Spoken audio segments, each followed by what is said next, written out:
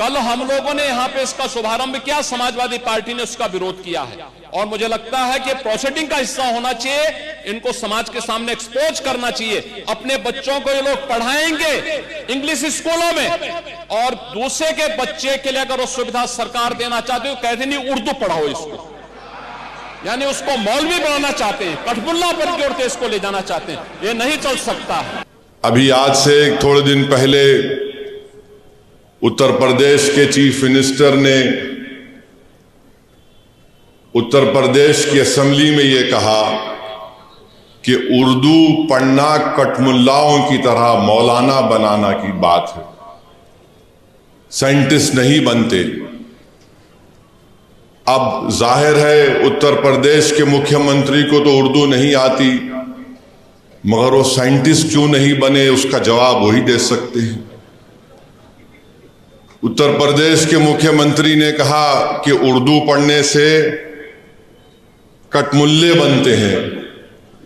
अब उत्तर प्रदेश के मुख्यमंत्री के जो बुजुर्ग थे या जिस आइडियोलॉजी से वो आते हैं, उनके किसी भी शख्स ने इस मुल्क की आजादी में हिस्सा नहीं लिया।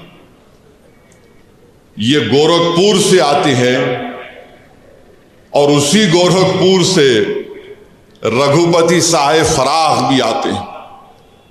फराख गोरखपुरी उर्दू का एक बहुत बड़ा शायर था, मुसलमान नहीं था। अगर शायद असेंबली में कोई उठ के बोल देता मुख्यमंत्री को, तो मुख्यमंत्री बोलते नहीं उन्हें भी कठमुल्ला है। तो ये इंटेलेक्चुअल कैपेसिटी है इनकी। फराख गोरखपुरी गोरखपुर के शायर थे, उर्दू के बहुत बड़े शायर थे। अब मेरे अजीज दोस्तों और बुजुर्गों, जिसके जहन और दिल पर गहन लग चुका है, तो दुनिया की कोई रोशनी उसके सर पे नहीं पहुंच सकती। अंग्रेज लीडर कौन था? मॉन्टेग्यू के खिलाफ हसरत मोहानी ने नारा लगाया था। क्या नारा लगाया था? इनकलाब जिंदाबाद, इनकलाब जिंदाबाद। अब शायद इनको यह भी नहीं मालूम होगा कि सुभाष चंद्र बोस, नरेंद्र मोदी उनका स्टैचू लगाए दिल्ली में। अब नरेंद्र मोदी इनको छोड़ दिए, तुम जरा ये बोलते रहो। सुभाष चंद्र बोस जो आजाद हिंद फौज बनाए थे, उसका नारा क्या था? इत्तेहाद, एतेमाद और कुर्बानी। इत्तेहाद, एतेमाद और कुर्बानी नारा था सुभाष चंद्र बोस का, नेताजी सुभाष चंद्र बोस का। इस हैदराबाद से वजीर सुल्तान, एक मशहूर फैमिली थी, उनके एक खानदान के फर्द नेताजी के साथ चले गए भारत छोड़ के। इसी मुल्क में हैदराबाद के सफरानी साहब थे, नेताजी के साथ चले गए। ये नहीं मालूम शायद मुख्यमंत्री को, तो या हैदराबाद से हम मुख्यमंत्री को ज्ञान दे रहे। राम प्रसाद बिस्मिल को इनको नहीं मालूम होगा, हिंदू थे। उन्होंने कहा था कि सरफरोशी की तमन्ना अब हमारे दिल में है। तो यही सरफरोशी की तमन्ना अब हमारे दिल में है कहकर भगत सिंह फांसी के फंदे पे चढ़ गए। और यही उर्दू के लफ्ज को अल्लामा काफी रहमतुल्लाह अलैह, जो मुरादाबाद के थे, अंग्रेजों के खिलाफ जिहाद का फतवा दिया था मौलाना काफी ने। जब 2 दिन में अंग्रेज जज ने उनको 2 मई को ट्रायल शुरू हुआ, 4 मई को उनको फांसी की सजा दे दी गई। और मौरिख ने लिखा कि अल्लामा काफी के ऊपर इस्तरी गरम करके उनके जिस्म पर चुरके दिए जाते थे।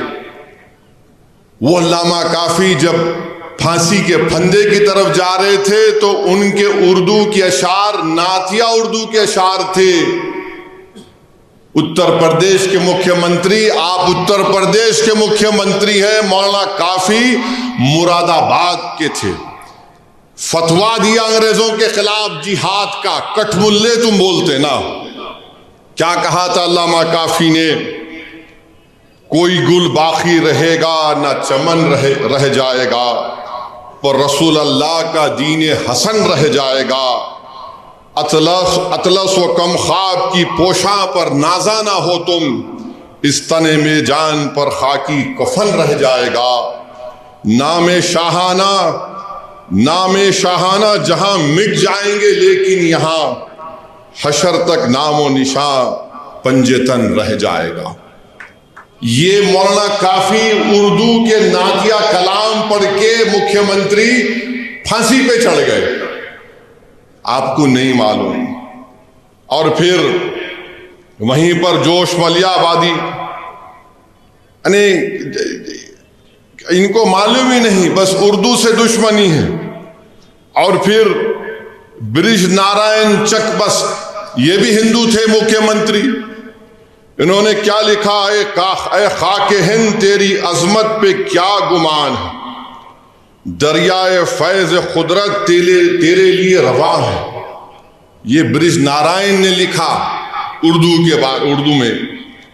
फिर आज इन्हीं की ये बात, फिर मुजाहिद आजादी मौलाना शौकत अली खिलाफत तहरीक में बहुत बड़ा रोल उनका।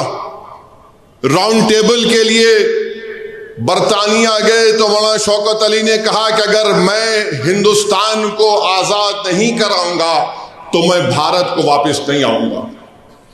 जब भारत से गए मौलाना शौकत अली तो बैतुल मुक़द्दस में उनका खैर मुक़द्दम हुआ। 2 लाख लोग मौलाना शौकत अली के इस्तकबाल के लिए बैतुल मुक़द्दस को आए थे।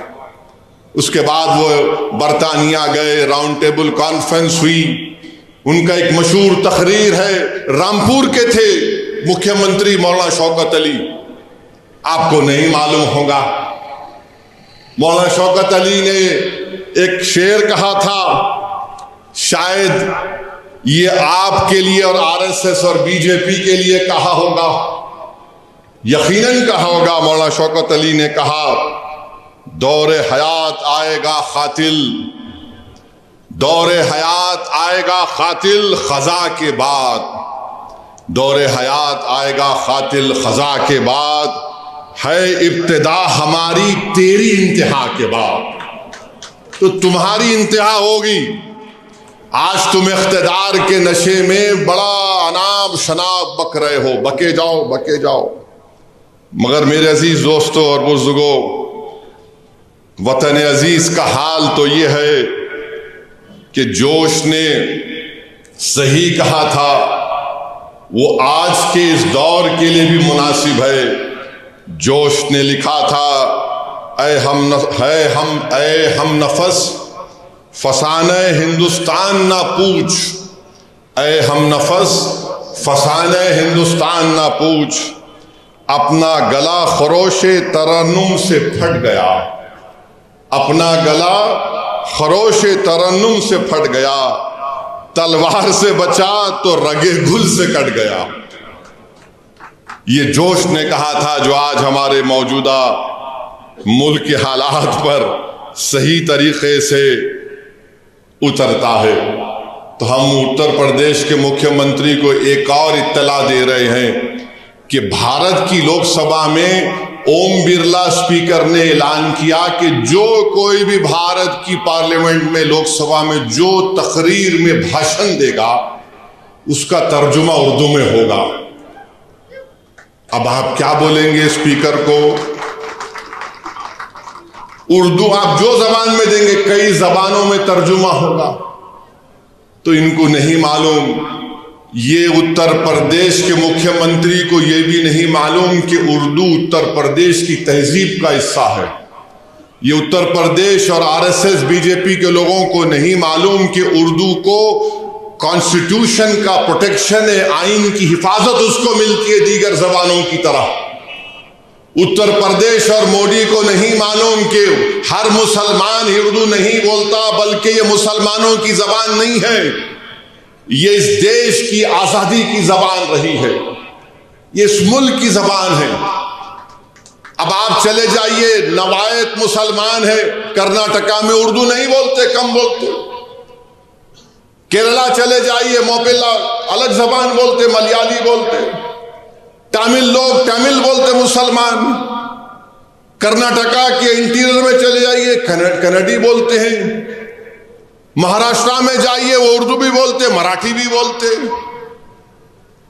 गुजरात के मुसलमान हैं, गुजराती भी बोलते, उर्दू भी बोल लेते। अरे इस देश की खूबसूरती ये है, बीजेपी इस देश को, इस वतन को एक जबान, एक मजहब, एक आइडियोलॉजी और एक लीडर के तहत बनाना चाहती है। भारत में हजारों मजहब हैं, कई जबानें हैं, कई हजारों तहजीबें हैं, तभी जाकर भारत बनता है। इसीलिए फराग गोरखपुरी ने कहा थे, अक़वाम आलम का लफ्ज इस्तेमाल किया था। अब इनको समझ में आया नहीं आया नहीं मालूम, मगर हमारा काम यह है कि इनको समझाना और इनको बताना कि उर्दू से दुश्मनी करना जिद्दोजहद आज़ादी से दुश्मनी करने के बाद